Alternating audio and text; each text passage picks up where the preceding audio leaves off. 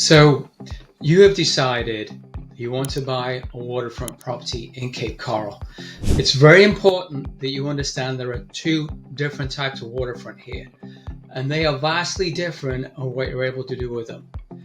The main type that people predominantly go after is saltwater Gulf access. That is property that sits on a canal that will get you into the river, into the Gulf of Mexico. And potentially you could actually sail to my home country, England. Not that I recommend doing that, but you could do that. The other one is landlocked freshwater, and they are very, very different, as I said. You wouldn't find yourself in a situation where a customer told me, and my customer thought it was kind of funny, but relative it was, the situation was not, where his neighbor across the street bought a house on a canal. And the neighbor was of the understanding when he bought it, the house was actually saltwater access. So when he got his boat to get it into the canal so he could get it to the back of his house, he realized once he closed on it, he couldn't do that. It was landlocked fresh water and now no saltwater access whatsoever. Now, I would hate to be the realtor that was involved in that transaction. And what the final outcome was, I have no idea. But it's important to understand that they are two vastly different systems. Occasionally too, I've had people say, I'm looking for waterfront, I want direct access, saltwater access in the $300,000 range. Other than finding a condo, I said in single family it doesn't exist, you can't find that. And I'll say, oh yes you can, I found it, here it is. I don't know what they found is freshwater, but I said, give me the address and I'll look at it. And I go look at the address and I confirm to them, that is landlocked freshwater. It does not get you into the Gulf of Mexico. So it's important to know that there's a difference between the two of them. Now, the city of Cape Coral did put out a map, just a basic idea, and I'll show you that shows you what those canals are. Then we'll take a close look at those in a minute directly on the map as well. So this was the map I was just referencing that the city put together. And what you see here, this is all the Cape Coral. And what you're looking at, they talk about saltwater canal. As you can see, it's in the dark blue.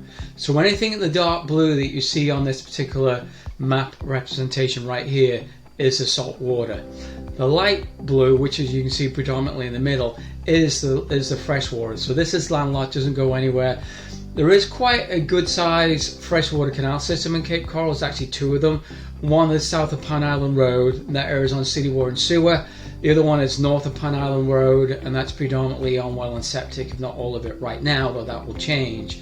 But the one in the southeast and part of northeast does get to a number of small lakes too. But the main thing to consider is the saltwater access. So let's jump over into that.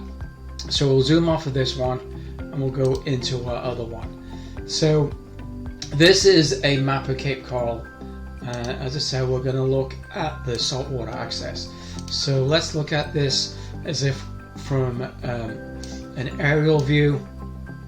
So if you looked at one of the videos, we find that Cape Coral is divided into four quadrants: the southwest, the southeast, the northwest, and the northeast. Now, the northeast section of Cape Coral has no saltwater access whatsoever.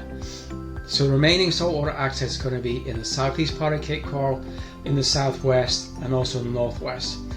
All of those three locations in the two different types of saltwater access that we have basically what's called, and it can be referenced as three different ways. It could be considered direct access, sailboat access, no bridge. That tends to be on the outer edges of Cape Coral, and that can be found in the southwest, it can be found in the southeast, and also in the northwest. Though the majority of it is pretty much in the southeast part of Cape Coral. Anything that is behind a bridge, and that's another different type of saltwater access, will take longer to get out into the river, and you have to also watch your bridge heights as well. And bridge heights can vary anywhere from 8 feet to about 11 feet. Some are slightly higher than that, but that's generally at mean high tide. But if you had a boat that needed 12-foot clearance, then basically it has to be direct sailboat access, no bridge. That's what you have to work with. Anything behind a bridge will not work.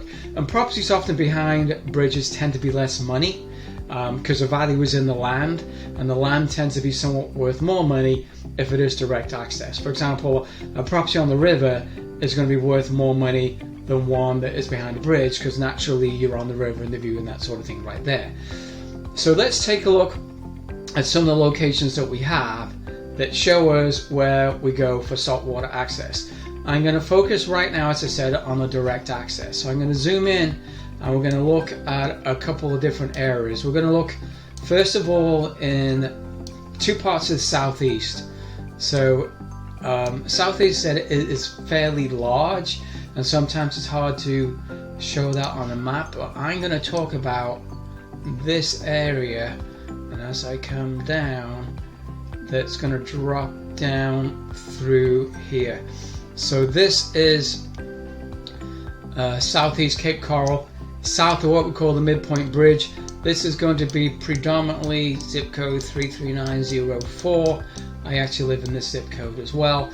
This is the oldest zip code that we have in Cape Coral, but for the most part, anything in the area I gave you is direct access, no bridge. However, there is some exceptions to that, and there is one area that, in where I showed you, there is not direct access. You are behind a bridge, and that is illustrated in this section right through here. So we'll square this off. So this area here, you have to go under a bridge to get out to the river. This also falls in the older part of Cape Coral, known as the Yacht Club area, and this is where Cape Coral began. Pretty much all the canals you're going to find in this area are predominantly 80 feet wide. There are some exceptions to that. The wider canals, which are direct access, if I zoom out, are going to be these three lower ones right here, where this is Bayshore, this is Coral Drive, and this is Dolphin Drive. The canal right here is 200 feet wide, so this is 200, and this is as well. Now the only thing is on these, you're pretty much northern exposure on these. Not everybody likes northern exposure because you tend to get morning sun. So if you want southern exposure, you got to go on the riverside. But unless you go to the end, like for example Derby here, this will give you the southern side of those particular locations there. The other canals here, some of the feeder canals, these will be wider as well. Same here too. Same this one here, and there is another one a little bit further north, which is in this area right here, if I just show you. So these are predominantly your direct access in Cape Coral, and 33904 Bimini Basin is another one. Now there are areas in southeast Cape Coral that in the further north there are also direct access as well. And what you tend to find is that values of property in this area will be less than it is further south, because it's going to take you longer to get down to the river, down to Sanibel, to Fort Myers Beach. But in this area right here, we are north of the Midpoint Bridge, which is north of this area. But anything south of Vizcaya, and if we go down to Prado, down to around 16th, in this area here, this is going to be direct access, no bridge. So you don't have to worry about bridges. So anything on this side of Del Prado is a bridge, though this area actually has one of the taller bridges in the Cape, another one is further south. So that's what we have in the southeast. If we move over to the southwest part of Cape Coral, again, the map is fairly large, and I'll illustrate again how that stands. So basically Santa Barbara is a dividing line right here. So this area through here is going to be direct access. Then we come down through Pelican Skyline is direct access. This area is direct access as well. Then we're going to run through the outside, Surfside. We're hitting towards the Midpoint Bridge. Come back all the way, follow Surfside, come down Sands, come down El Dorado, back over to Chiquita. So this area all through here is going to be your direct access. There is a minor exception to that in this area, and this would be basically you got to stay out of this area here and through the 8 lakes here, because this you got to go behind bridges to get under. And also areas through here and here on Sands, this area as well, and here and through here. This is all behind a bridge. Now, some of these areas behind the bridge can take quite a long time to get out. One of the longer streets to deal with is going to be on 17th, which is this street right here, or this canal, that it takes a long time to get out. Might take you up to 2 hours and make you want to do this and go crazy, which obviously don't want to do that. And a friend of mine that bought a property before I met him, he actually bought a new property on Southwest 17th. It was a new home. Price was good for the money. But what he didn't realize that it took him 2 hours to get out to the river. And that was the reasons why he paid what he did for that location. So that's southwest, southeast. So now we're going to move the map again. I'm going to go up to the northwest part of Cape Coral. So again, Cape Coral is pretty large. So, you know, sometimes it's hard to illustrate that on the map, but I'll do the best I can with that. But basically what you've got, anything that is on the west side of Old Burnstall Road going south is going to be a direct access, no bridge. So that's this area in through here is no bridge. But anything that is on this side of Old Burnstall Road, you are going to have to go through a bridge. Now there is an area south of Cedars Parkway.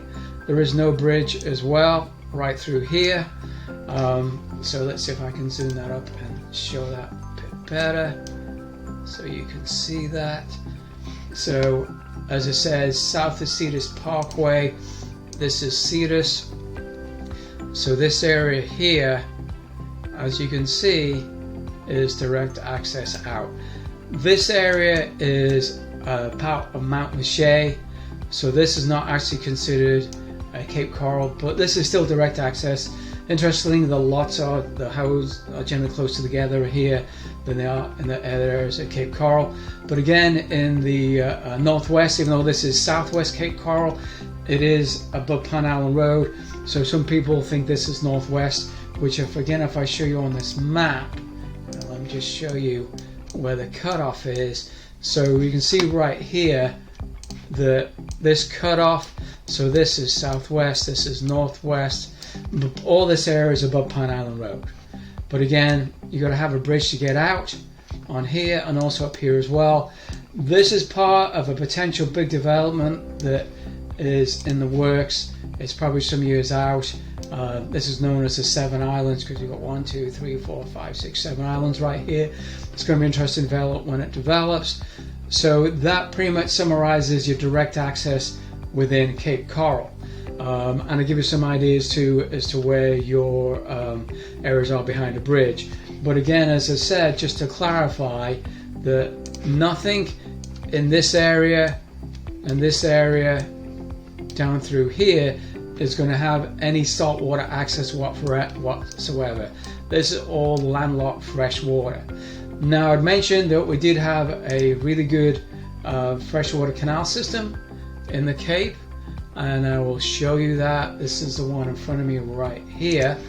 So this stretches from this lake right here through Lake Shamrock, through Saratoga, Waverly, Kennedy, and comes down into here and ends about in this area. But this area is all accessible through the same canal system. Again, you've got bridges you've got to get under to get out. There is actually a boat ramp right here that gets you into this one. There's quite good bass fishing in this area actually, and it's not a bad place to actually, if you want to kayak. Sunsplash Water Park is right here. So that is a brief explanation of the waterfront that we have in Cape Coral. I give a more detailed idea or breakdown as to location and price points you're going to deal with, but that gives you something to consider. So hopefully that was of some help. If you do have any other questions about real estate in Cape Coral, whether it's waterfront, not waterfront, as you can probably tell, I'm pretty familiar with it. I can put you in the right direction, and make sure you don't end up with that one customer of somebody's end up buying what they thought was a saltwater home, but was a freshwater, and they couldn't do what they wanted to do. So that is a pretty serious mistake to make. So let's make sure we don't make that one. So reach out to me to help you with that.